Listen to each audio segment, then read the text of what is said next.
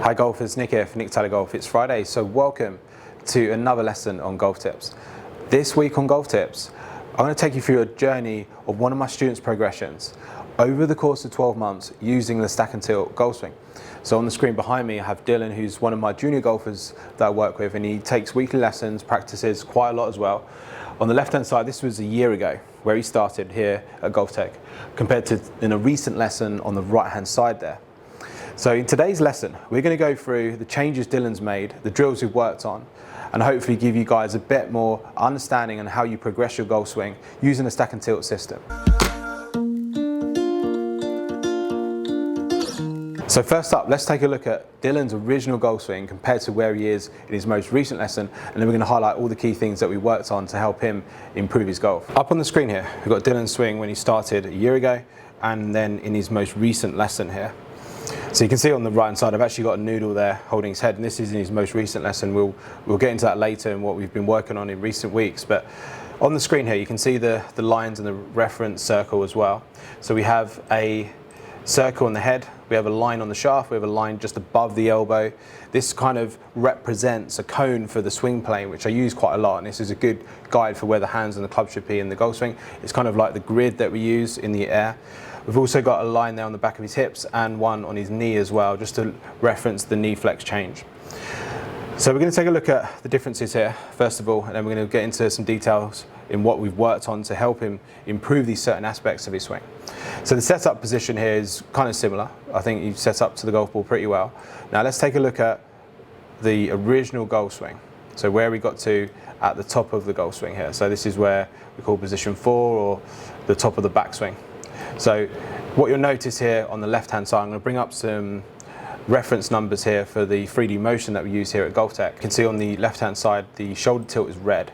So shoulder tilt is measuring the angle of his shoulders and how much they tilt in the backswing, and we know that every good golfer tilts. So in Dylan's golf swing here, he's only tilting 12 degrees, so his shoulders are almost turning horizontal to the ground, and what happens is his head starts to lift up and pull away from the golf ball, so already making it harder for him to control his low point of the golf swing, which is really important, and control the swing direction. On the right hand side here, you can see the shoulder tilt number is 47, so you can see this is the angle that he tilts his shoulders on is a lot higher. And that keeps his head in the circle, makes it much easier for him to control his swing direction as well, and his contact and his low point. When you take a look at his knees at this stage, you can see definitely more knee flex changing, which helps tilt his hips as well, and that's important as well. We're not just tilting the upper body, we're also tilting the hips. This can help turn on a tilted angle to control the swing direction and the low point of the swing. On the screen here, I've just brought up another number there, which is shoulder turn, and you can see on the left hand side 116 degrees of rotation. The best players in the world are around 90 degrees at the top of their backswing. So not only is Dylan not tilting, he's also overturning, and that's causing his arms to lift and overswing, and you can see the disconnection here between his right elbow and his body.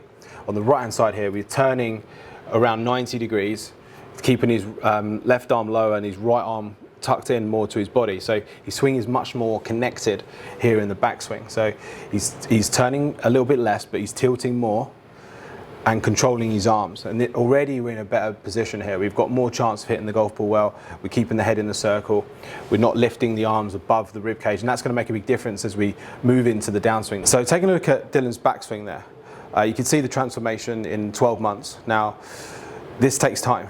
And I know a lot of you guys out there, especially working on the stack and tilt system or Golftec, you have to have these regular lessons and practice in the right way. I think it's so important that a lot of my students here and online, they practice using video, and it's vital for you to improve your golf. Now in the bay here at Golftec, we have various training aids we use. One of my most popular one is the Tour Striker plane station. You can see here I've got this white stick. It's angled at 55 degrees, and it's pretty much at the angle of my golf club. I also have the grid set up. Now, in the other bays here, I've drawn this in permanent pen, but you can see here for a visual, you can see my grid set up. So every time we do a lesson, every time you practice, we've got the grid, and if we need it, we've got the plane station.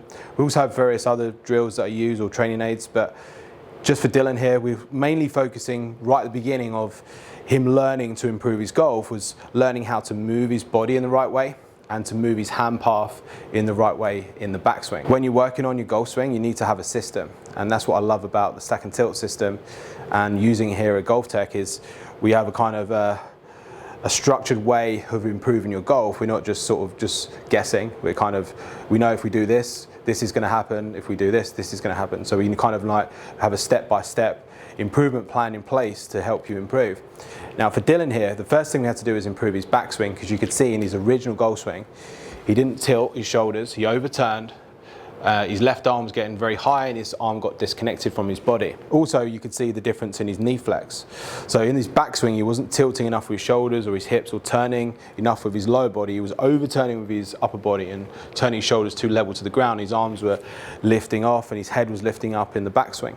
So from there, it was very difficult for him to deliver the club into the downswing. So this was the first thing we had to do, is learn how to move better in the backswing. So the first cues for Dylan was to learn how to move his shoulder downwards to tilt his shoulders, learn how to change his knee flex to help turn his lower body and tilt his hips, and learn how to control his arm so he doesn't overswing. So one of the drills I gave him was to put like a tee or a glove under the arm, under that right arm, to keep it more connected, but also had a training aid set up. So this was, first of all, really doing lots of repetitions, just learning how to tilt the shoulders, change the knee flex, keep these arms connected in the backswing. This was the first thing we had to do, because once we're here, then we've got a chance then of how the club slots into where it should be in the downswing and into the finish. So what we're going to do now is take a look at Dylan's downswing and see what happened from his before swing and his after swing, to see the changes we made coming down and into the finish. So now let's take a look at what happens as we move into the downswing. So already you can see how much Dylan's head's moving on this left-hand side picture in his original swing. Notice also his hand path here. So on the left-hand side, he's got the hands and the club outside of the swing cone, which we talked about earlier. And now he's got the hands and the club just inside on the right-hand side picture.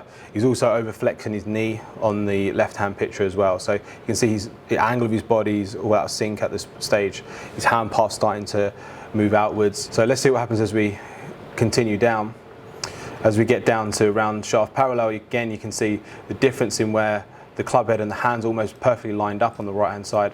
On the left-hand side, maybe this is just past shaft parallel, but you can see the club is outside of the swing cone, and that club should never move outside of that swing plane. If you take a look at the best players in the world, they're going to swing between those two lines, coming down into impact, and you can see the club on the left-hand side here. Dylan's having to stand up very quickly right at the end. You can see his head lifting up here. Club path's moving outside of the ball. That's his way of trying to bring the club inside of the golf ball to, first of all, hit the ball closer to the middle and not swing so much on the outside of the golf ball. On the right hand side here, he maintains his angles to the ground. You can see the difference in the delivery here of the hands and the club coming down the plane line. And then at impact, it's a huge difference here. You look at his head position compared to where he was. He's maintaining his body angles as well. You can see the two lines I drew there on the back of the hip and the knee staying kind of on those lines. Head stays in this circle. Now on the follow through here, you can see the club head and the hands are now working around to the left. They're staying again on plane on the grid. Again, you can see the difference in the head position here at this stage as well, and the exit of the club head. So now you see how the club head kind of exits just below his left shoulder here in the most recent swing, and in the previous swing you can see how high it was, and also look at that head position. So you can see he's completely off plane with the hands and club, and the head's lifting up as well. There's huge difference here. And then as we exit here, you can see the difference in where the hand path exits and the finish of the body there. So you can see he maintains a bit more tilt, keeps his angle to the ground for longer, and moves his hands and club around on the grid. So key to play good golf. So you've seen Dylan's full swing there. Now I've got another stick here. I'm going to stick it in same angle. Now this black stick now is on the target side, and again we had to learn how to keep his hands and club on the grid on the follow through. Should be able to hit golf balls here, swinging under these two alignment sticks. Pretty straight shot, slightly into out, little push draw. So you should be able to swing between these two sticks or under the two sticks to keep the hands and the club on plane. Now in his most recent lesson that we saw on the right hand side there, I did have a noodle against his head, and this is quite important. This is one of the biggest issues I see. Golfers that try and shallow the club or bringing the club on the inside, they end up starting to tilt backwards. Now this is good to shallow out the angle of attack.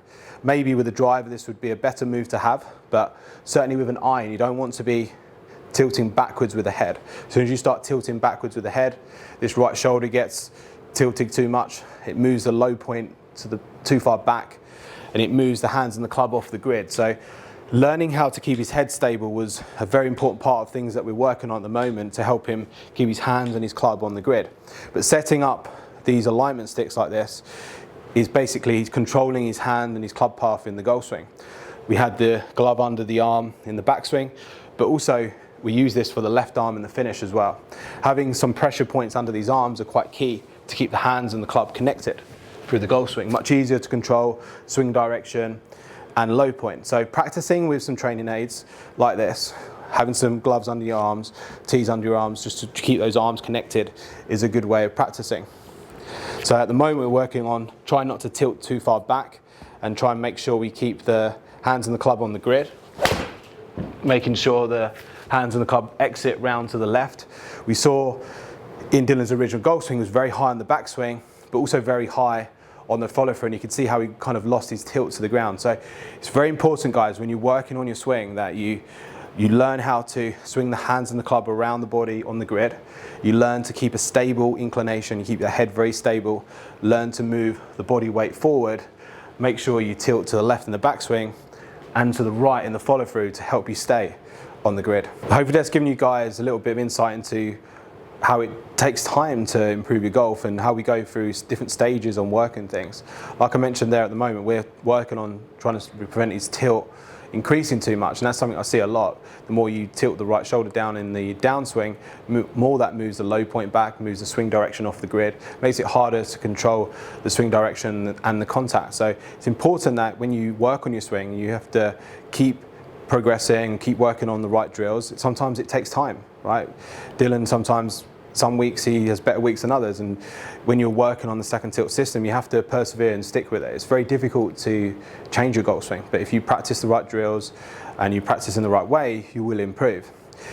My advice to you guys out there would be to get in touch with a stack and tilt instructor or a Golftec instructor to help you improve and sustain your progress. It's very important that for you to improve in the long term that you measure your practice, video it, and get good advice from a good instructor to help you improve. So thanks for watching, golfers. Hope you enjoyed the video. If you did, please give it a thumbs up, and I'll see you again next week for another video.